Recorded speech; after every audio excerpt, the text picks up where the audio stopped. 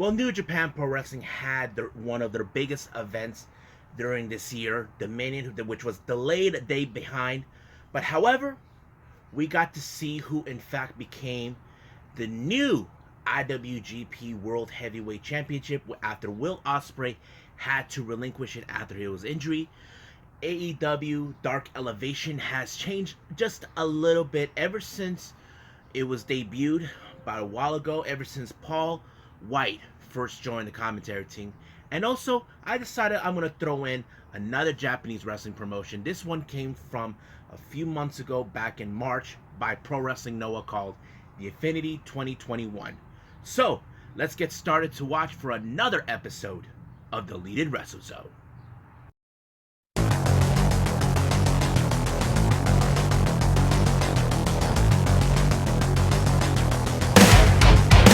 Are you ready? Get up, get up. Get up, get up. Get up, get up. Get up, get up. Get up, get up. Get up, get up.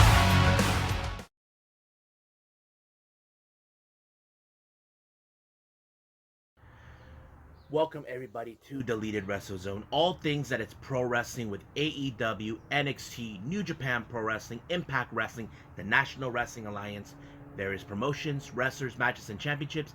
I am your host, J-Rod here. So let's begin with the latest New Japan event that took place yesterday on the 7th of June.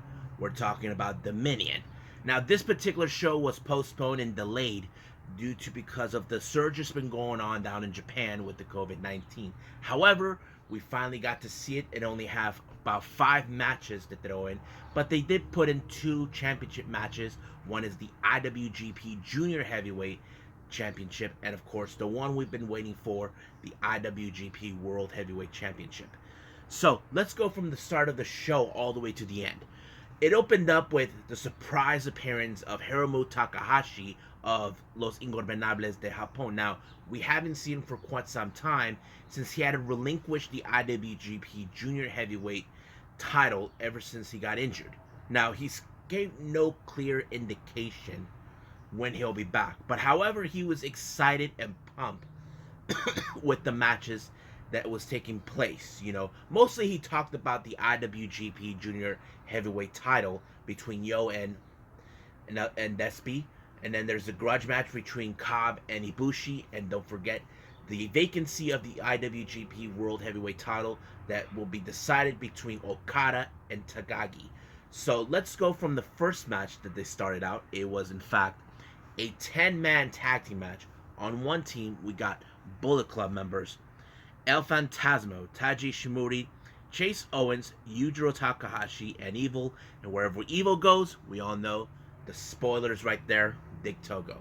Taking on members of Chaos, we have Sho, one half of the IWGP Junior Heavyweight Tag Team Champions, along with the 3 members of who currently held the Never Openweight 6-man Tag Team Champions, Yoshihashi, Ishii, and Goto. They're being joined by none other than the Ace, Hiroshi Tanahashi. Now, you would assume that there was no story build up in this particular match. I would agree, but however, I feel that ever since this match began, there was a moment at the end where it ended with Bullet Club winning the match. It turns out we are now building up a story. Now, as you know, Yoshihashi and Goto and Ishii have been putting their defenses to retain the Never Openweight 6-man tag team titles. Recently, they had been in a situation against Bullet Club when Kenta issued the challenge alongside Yujiro and Ishimori, but they failed to capture those titles. However, this time, since Bullet Club won the match, it appears that now we're seeing that because Goto was pinned by Evil, he's issuing a challenge for the 6-man Never Openweight Championships. So it's going to be Evil, Dick Togo, and Yujiro once again to challenge for the Never Openweight 6-man tag team titles. Next match, we have Los Ingorbenables. All three members are currently have failed to gain the never openweight six-man tag team titles. Bushi, Sanada, and Tetsuya Naito taking on members of Suzuki Gun. We got Doiki, Zack Sabre Jr., and Taichi, two of the members of Dangerous Tekkers. Now, this match was also another good one to watch because there has been a lot of history between both Sanada and Zack Sabre Jr. Now, you know Zack Sabre Jr. is a submissive specialist. We have seen Sanada when he puts the Paradise Lock. But however, the match ended with Sanada pinning Zack Sabre Jr. Now, if you guys ask me why is that important, well, there's a reason why. The rule is if someone pinned a champion, they automatically get an opportunity of the title. So that means Sanada and Naito could have a possibility for a chance of the shot of the IWGP Heavyweight Tag Team titles, which is something that Zack Sabre Jr. and Taichi don't want to have, but they have to, due to the fact that they are obligated to defend the titles. Now, Zack Sabre Jr. says that the entire tag team division is a mess and that they're there to clean it up. We all know that's not true. They just want to hold on to those titles. That's what they want to do. But however, Naito is not far behind. He knows what they could have. So that means Naito and Sanada will team up to obtain these titles. This is something that is very, very unique to watch. So the real question is this going to happen? I will say it will. But however, I don't think in the way it's going to be. In story-wise, they're going to put that Zack Sabre Jr. and Taichi are not going to do this because they have dealt with these guys before in the past. But however, they may have no other choice if the officials of the New Japan brand are saying you have to. So we'll see what happens down the line.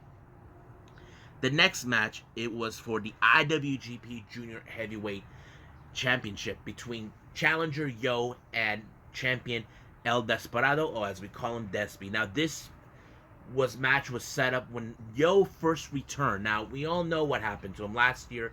He tore an ACL. He was out of action. He came back.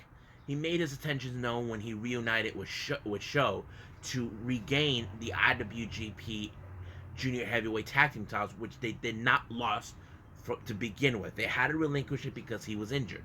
And as soon as he actually regained those titles, apparently he made the jump and the decision to challenge Despy for his title. And of course, the commentary was great, where it sounded like Rocky wanted to cry, because if you guys don't know this, Rocky Romero had played as their manager since they first formed, and he felt like a proud papa. Like, he felt like he was gonna cry. And I always say that it's okay to cry, damn it. So basically, that's what it is. It was a good match. I felt like this is one of those matches we are now seeing more potential with Yo as a singles competitor. We have seen Sho ever since Yo was out of action, but Yo, now we're seeing him more, how far he's progressed. Not because he was a tag team specialist, but we hardly get to see him a lot as a singles competitor. The only time we see him involved in that, if he's involved with the Best of the Super Juniors tournament. But now, it's like a great moment. But the one things that it kind of felt right is where each member exploited their weakness, like injured knees and all of that. But however, the match ended in favor of Despy when he pulled off his finisher, Pinchi Loco, and it ended with him retaining titles. But however, in post-match, all three participants had visitors. Turns out it's the junior heavyweight contenders in Bullet Club, Taiji Shimori and El Fantasmo. However, it appears that now they have their tensions known for all three competitors. As you know, I mentioned before, Roppongi 3K are the current IWGP Junior Heavyweight Tag Team Champions. So, Taiji Shimori and El Fantasmo issued a challenge to Roppongi 3K for those titles. But however, this is where it gets interesting. El Fantasmo seems like he wants to have a shot for the IWGP Junior Heavyweight title that Despy just recently retained. But however, apparently Taiji Shimori wants a piece of it before. Now, you probably ask me, has El Fantasmo ever challenged for that title? He has, last year when Hiromu Takahashi won that title, and El Fantasma was unable to successfully obtain that title. But now it feels like somehow Taiji overshadowed him. Now, I don't know how the story will build up between. Now, you could say from what I'm describing or what I'm saying, what I saw, could this be a turmoil between both members? It could be. Because here's how it goes. There's always more than one junior heavyweight in every faction. Now, Suzuki-gun has 3 junior heavyweights. There's Despi, Kanemaru, and Doiki. Those are the other 3. That's it plays out pretty well. 2 of them can be the junior heavyweight tag team champions, and then there's one who could be the junior heavyweight champion. So it plays out that way. You may have 3, but in this case with Bullet Club, they only have 2. The last junior heavyweight they had was Robbie Eagles, but he defected. But of course, Despi, he's not surprised. He knows exactly, so he accepts the challenge from Ishimori. So it's no surprising that as at the tip of the tongue that all of a sudden that he's being challenged. So it's not surprising for him. So we'll see when that match will happen. I definitely would love to see it. Now the next match has huge implications for the IWGP World Heavyweight Championship, but however, this was a special match, or should I say special grudge match between both Jeff Cobb and Kota Ibushi. This dates back last year at the G1 Climax, where Kota Ibushi defeated Jeff Cobb out of the tournament 2 years ago, and now, was it 2 years ago? Yeah. Last year, but now that ever since Ibushi lost the title to Ospreay, he wanted a little payback. So this is becoming a feud. It was one of the best matches I've ever seen. It told a story like how Jeff Cobb is trying to prove that nothing gets in his way. But also, this is, like I said, it has huge implications for the IWGP World Heavyweight title. Jeff Cobb knows he has to bring that title back to the United Empire. It belonged right there because Ospreay had to relinquish. But however, I think we all were waiting for the one finisher we all expected. Either the Kamegoye or the Kamegoye. And it turns out, Kamegoye was far more superior than Kamegoye, so Kota Ibushi won his match. So, however, this could be the indication that he could be the number 1 contender for the IWGP World Heavyweight title, whoever comes out of the main event for that title.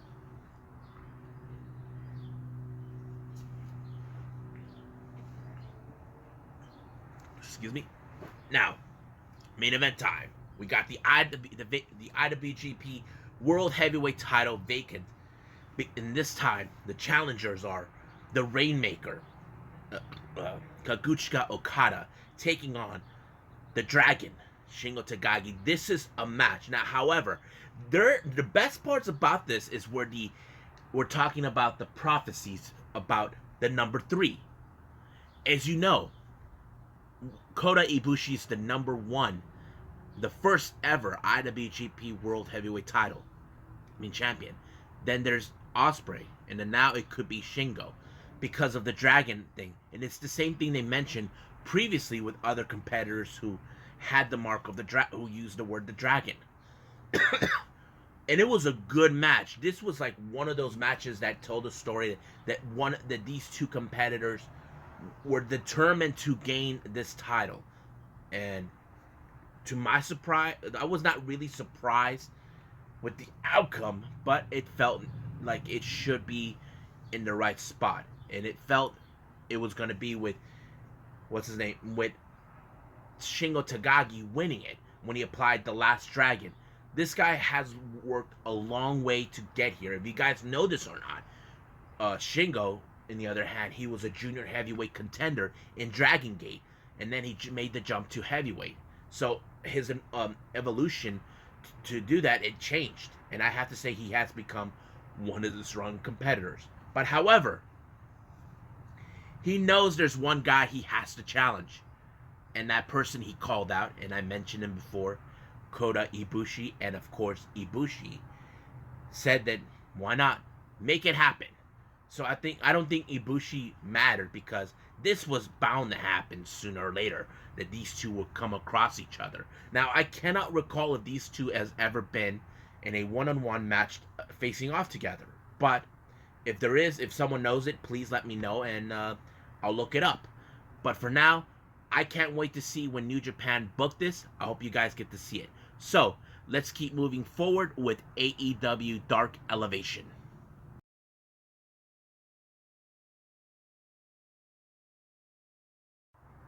Okay, so we got AEW Dark Elevation. I mentioned this before. This was a little different than previous Elevation shows that they posted out since they first debuted with it.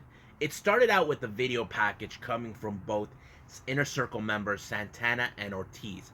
Now, it's no surprising for many fans. We have been wondering, will Santana Ortiz go on the hunt for the AEW World Tag Team titles? It appears that that's now in their righteous minds to go for the hunt, to make to climb the ladder in the rankings, which is something that I feel many fans possibly want to see. And I say yes, let's see that happen. But however, they have to go through a tag team that they're being booked for, and of course they gave them warning, like, you're all gonna be sorry. So it kind of went out in a great way that way to start out. Now, the opening match was Rache Chanel, who we haven't seen since last November, taking on Jade Cargill. Now, this is one of those matches where you can tell Jade Cargill was going to win because of her size and her powerfulness. You know, she's like our version of Camille. But that's how it goes. But however, as soon as Jade won her match, smart Mark Sterling gave a little promo. He reassured people, telling everyone that Jade does not work for him. He works for her.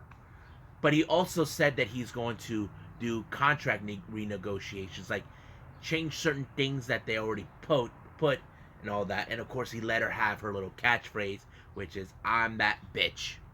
So yeah, so we hear that. Even Paul White said, "I'm not gonna say it," but you know. So I thought it was funny that they added that scene. Now the next match is Santana Ortiz taking on Liam Gray and Adrian Alinas. Now, this was one of those matches where you know for a fact that Santana and Ortiz were going to win it because the other two guys are jobbers. But they tried the jobbers add in a little part where they tried to cut them off, but they didn't was enough. But it did allow for Santana Ortiz to win their match. So we'll see how far they can go in their hunt for the tag team titles. But however, I feel like right now they're not the only ones that want to. They're either trying to get the ladder to go for the AEW World Tag Team titles. Excuse me. Now, we all know this coming Friday, Evil Uno will have a chance to regain what belonged to Dark Order to begin with, and that is the TNT title. So he kind of gave a little message to Mero.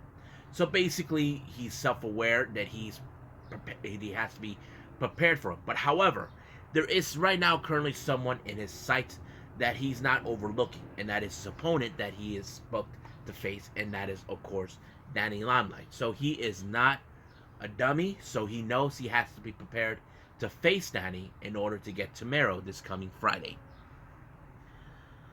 Now the next match we have the face of the Revolution, Scorpio Sky, taking on Trevor Reed, while his tag team partner Ethan Page is on commentary and all that. But you can guess in this match, it ended with Sky putting him in the ankle lock or whatever he calls it, ending like that way. And of course, Ethan Page, being the cocky person that he is, enjoying it. Now, the Varsity Blondes put out an interesting video package because right now they're also on the hunt for the tag team goal. I think they're currently in the top 5. So we don't know when they'll next shot. We know they previously lost the Bucks. I'm not sure if they would jump into number 3 or number 4. But they're even proud that the fans are back and they got their backs. I feel that the Varsity Blondes are making noise, despite the fact they're not 100% signed with them. But we'll see how that goes down the line. Next match we have Team Taz, Brian Cage and Hobbs, along with Ricky Starks and Hook, taking on Trevor Eon and Kendall Stakes. Now, these are two competitors already been booked for this Friday to take on Hangman Adam Page and Dark Order member 10. So basically, we're seeing two of the most powerful men within Team Taz taking on these two guys, but you can guess that their powerness threw these guys off their feet and allow them to win. But we'll see what happens this coming Friday between when Hobbs and Cage take on Page and 10. Next thing we have is Danny Limelight versus Evil Uno. I have to say this was a really good match because it kind of, here's the thing. If you guys know who Evil Uno is, we know him as when he was part of the Super Smash Brothers as Player Uno, I think that's what he called himself. So basically, we rarely see a guy like him in his capacity to be in singles competitors, and of course he's one of the most popular guys in AEW that fans are behind, you know, and that's okay. And I have to say, with this match, it was really, really good, you know. I mean, I have to say, like I said, we rarely see Evil Uno as a singles competitor, but his match with Dan Limelight was so good, I think I enjoyed it the most. And of course, Evil Uno picked up the victory on this one. And of course, he showed his respect to Limelight. And of course, Evil One did this. Negative One actually did the same thing. Now, as you know, recently, Shida has lost the title. But Diamante feels that this is now a perfect opportunity to get a little payback for her. If you guys know this or not, previously, Shida defeated Diamante. And now this is more like a payback. But we'll see what's going to happen. If Shida still has what it takes to continue on, even if she's not the AEW Women's World Champion. Next match, we have Matt Sydal taking on Ethan Page. And of course, Ethan Page, since he was commentary when Sky was involved, Sky is now in commentary. Now, you can guess that this is one of those matches where they try to throw in their cockiness and all this other stuff. But Ethan Page did defeat Mike Sydal when he put him in the Ego's Edge, and Blasto, it's over. But it's still on the question what's going to happen now with the rivalry between Darby Allin and Sting. So that's pretty much it that's been happening with them. Next match, we have Dark Order members Alan Five Angels and Alex Reynolds taking on the Acclaim. Now, this is one of those matches where, of course, we know that Anthony Bowens and Max Caster, the Acclaim, they're trying to make the rankings to the top 5 to one day become the AEW World Tag Team Champions. And of course, they tried a distraction once before. And of course, the first one had failed when they tried to throw in the chain and didn't work. Then the second distraction, it failed. It succeeded with the boombox in play. So it appears that, of course, the Acclaim stole this match. So we don't know if Dark Order will get their revenge against them. The next match we have is Chris Statlander being accompanied by Best Friends and Orange Cassidy taking on Queen Aminata. Another good match you could watch. You know, you can tell that this was an interesting match to watch. We wouldn't see Chris Statlander, but it was over the moment when Queen Aminata was put by the Big Bang Theory, and it's Blasto, it's over.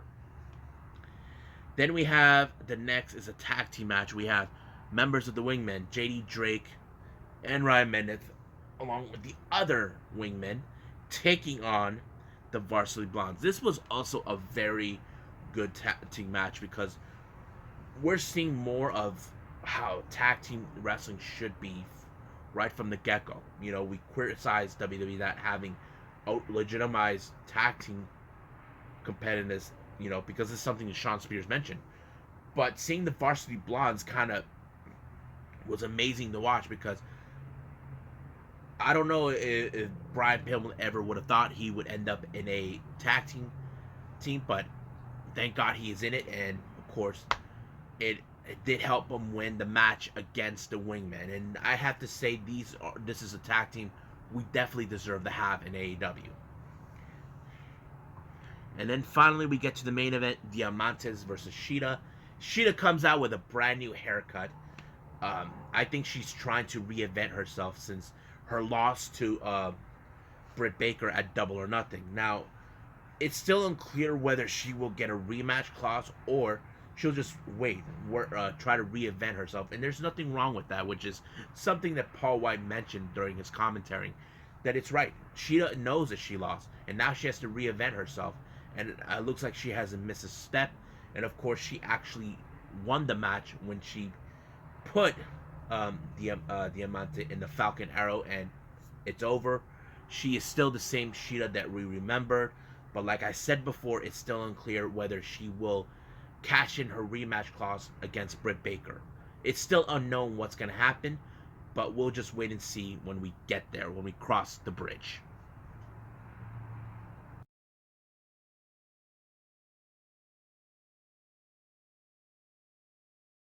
Okay, the last thing I'm going to do, this is from Pro Wrestling Noah, their latest event, one of the previous events that took place a couple months ago called The Infinity. This was coming out of their Great Voyage events in both Yokohama and Fukuoka. The first match is more of the junior heavyweight contenders. We got all members of the junior heavyweight contenders of Congo. We have Niho, Haho, and Tadasuke taking on Yasukata Yano, Kai Fujita, and Atsushi Kodoge. Now, you can, as you know, I've always been intrigued with Congo being the most dominant faction within Pro Wrestling Noah, and I've always mentioned that before. So you can guess from what I'm saying, Congo won because of their more of the dominant force ever. Because I look at the other two members, you see, Atsushi Kodoge, he is one of those guys who's already at one of the top stars. But the other two members, they're mostly more like young boys, those who are still in training. So you can guess from there that Congo was going to win it. But it was a good match. You know, the young boys actually put a lot of effort, but Congo was a lot more better. Next up we have is the surprise appearance of Kaito what's his name again? Kiyomaya. Now, he came out after a very devastating loss against Keiji Muto for the GHC World GHC Heavyweight title against Keiji Muto. And I don't know what he said. There was no English commentary this time for this, but I can guess that this is not over because he is going to get back on the horse to climb the rankings again, to maybe one day he'll become the champion that we all would love to see. I think he's one of those wrestlers that is becoming a huge star in Pro Wrestling Noah.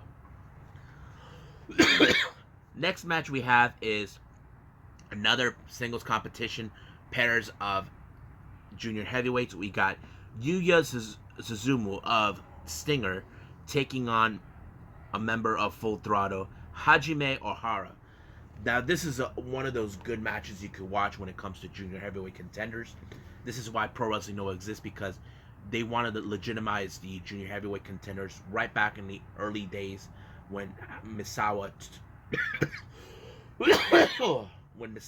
formed it.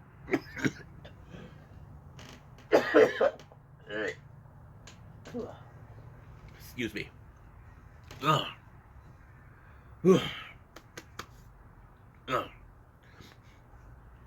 Anyway, it was a lot of fast pace on this one, but to be honest with you, I was a bit more biased because I'm still getting to know many of the wrestlers from Pro Wrestling Noah, but it was a really good one.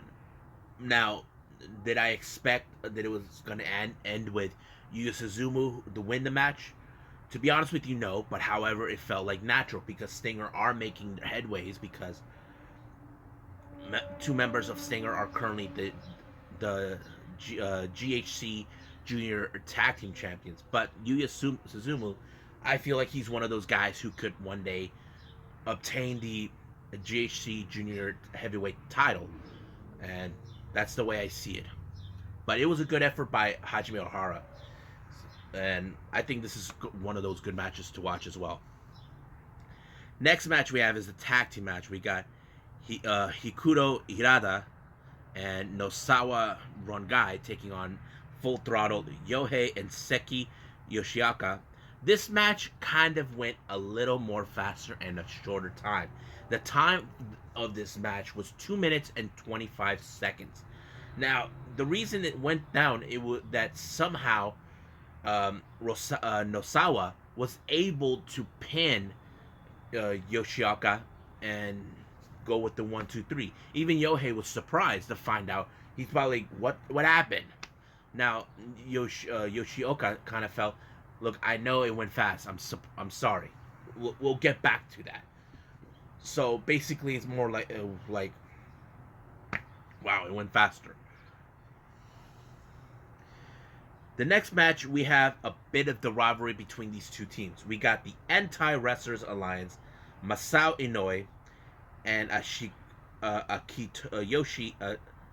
Akitoshi Sato taking on Funky Express, Shuhei Taniguchi and Mohamed Yone. Now, these two teams definitely have been back and forth for months. The reason the Anti-Wrestlers Alliance hate these guys, they don't consider them as wrestlers because, if you guys don't know this, Mohamed Yone, he has an afro. They play music like from Earth, Wind, and Fire. So they think they're an embarrassment to what pro wrestling is. So the Anti-Wrestling Alliance, they're more like karate guys that believe their style is what wrestling should be. But I think the match kind of proved, okay, we'll see who will come on top. And I was surprised that somehow, because previously the Anti-Wrestlers Alliance kept losing to these guys, and somehow Funky Express were able to come. It was Muhammad who picked up the victory for his team, but in the end, it was the Anti-Wrestling Alliance who showed their respects to Johan and Taniguchi, showing like that they are true wrestlers, because we can say they're not a wrestling team because the way they act, the way they dress, but it works for them. Next match, we got another tag team. We got Sugigura Gun, Kendo Kashi, and Takashi Sugiura taking on M's Alliance, Naomichi Marufuji, Yuko Yamamoto. And this was also another good match because, as you know, Sugigura Gun is another faction that's like second to me behind Congo, and I did not expect a whole lot in this match because, like I probably would say this before, there was no story build up on this one, but to my surprise, it was in fact Takashi Sugigura who actually picked up the victory for his team when he pinned what's his name, Miyamoto, for this match. The next match we have another 6-man tag team match. We got Kongo, Manabu Soya, Masa Kiramiya, and Katsuhiro Nakajima taking on Kinya Okada, Yoshiki Inamura, and Osuma Nishimura. Now, I always say this, Kongo's always been one of the most dominant factions within Pro Wrestling Noah. These guys, all three of these guys that I mentioned, Soya, Kiramiya, and Nakajima, these are parts of the heavyweight contenders alongside Keno. But you can guess by the look at them that they are one team that you should not underestimate. I mean, Okada, he's a good wrestler too. I mean, I feel he will be a definite star in Noah. Then you got Inamura, who is a huge guy. You know you want to get behind him.